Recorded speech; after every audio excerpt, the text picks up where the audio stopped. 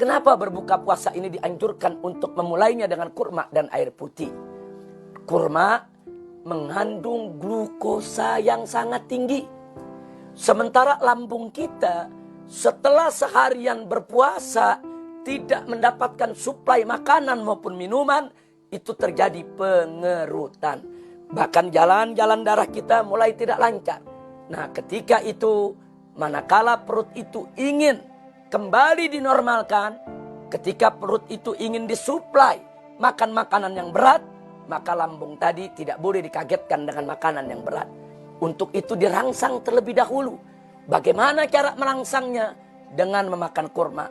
Karena glukosa yang dikandung kurma itu akan merangsang lambung untuk kembali normal agar siap untuk mencerna makanan. Bukan di situ saja, didorong dengan air putih. Ada apa dengan air putih? Air putih untuk mempercepat sirkulasi daripada glukosa tersebut di dalam tubuh dan di dalam darah. Sehingga darah yang semula yaitu mulai tidak lancar karena seharian kita tidak makan, tidak minum, segera mendapatkan suplai glukosa. Begitu juga lambung yang mulai mengerut karena menahan lapar sejak pagi, maka begitu mendapat suplai glukosa tadi, dia mulai kembali secara perlahan, yaitu menjadi normal, hilang kerutannya, darah juga mulai terbuka, sehingga siap untuk mendapatkan suplai makanan yang berat. Subhanallah.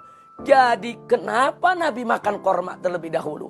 Ternyata di dalam korma ada glukosa yang bisa menormalkan kembali daripada lambung, begitu juga melancarkan jalan darah. Kenapa harus didorong dengan air putih? Untuk mempercepat sirkulasi, yaitu glukosa tadi di dalam tubuh maupun di dalam darah seseorang.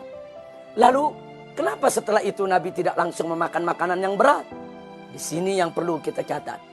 Setelah lambung tadi mendapatkan suplai glukosa yang dikandung oleh kurma, setelah air putih membantu percepatan sirkulasi, maka lambung dan seluruh jaringan tubuh kita membutuhkan beberapa saat agar kembali menjadi normal lagi.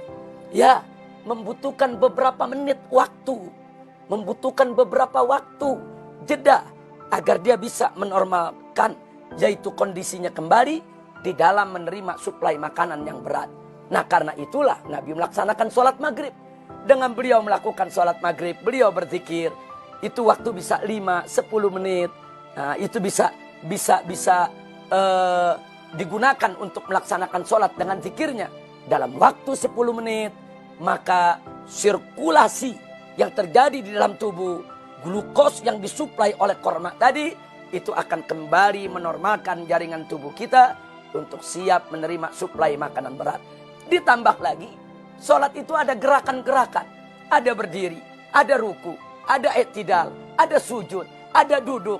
Yang gerakan-gerakan ini makin membantu sirkulasi glukosa tersebut agar lebih cepat memulihkan daripada lambung maupun organ-organ pencernaan yang lainnya. Subhanallah. Pantas Nabi sholat maghrib dulu, pantas Nabi zikir dulu, pantas sebelumnya Nabi makan kurma dulu, didorong dengan air putih dulu. Setelah Nabi selesai melakukan sholat dan zikirnya, barulah beliau memakan makanan yang berat. Biasanya beliau memakan roti yang terbuat dari gandum, ditambah dengan dagingnya. Ini semua makanan keras. Seperti kita di Indonesia memakan nasi, kemudian dengan lauk pauknya. Ini semua makanan keras. Jangan langsung kita memakan makanan yang keras ketika kita berbuka puasa. Beri kesempatan kepada lambung untuk menyesuaikan diri. Beri kesempatan kepada organ pencernaan untuk mempersiapkan diri di dalam menerima daripada suplai makanan berat. Caranya, ikuti cara berbuka Nabi kita Muhammad SAW. 1. Segerakan berbuka. 2. Baca basmalah dan doa. 3. Jangan lupa makan korma dan minum air putihnya. 4. Setelah itu sholat maghrib dan zikirnya. 5. Barulah memakan makanan yang berat. Insya Allah, kalau kita lakukan puasa dengan cara Nabi SAW, bukan hanya kita mendapatkan pahala, akan tetapi lebih daripada itu, kita mendapatkan keberkahan dan kesehatan kita bisa terjaga. Amin ya Rabbal Alamin.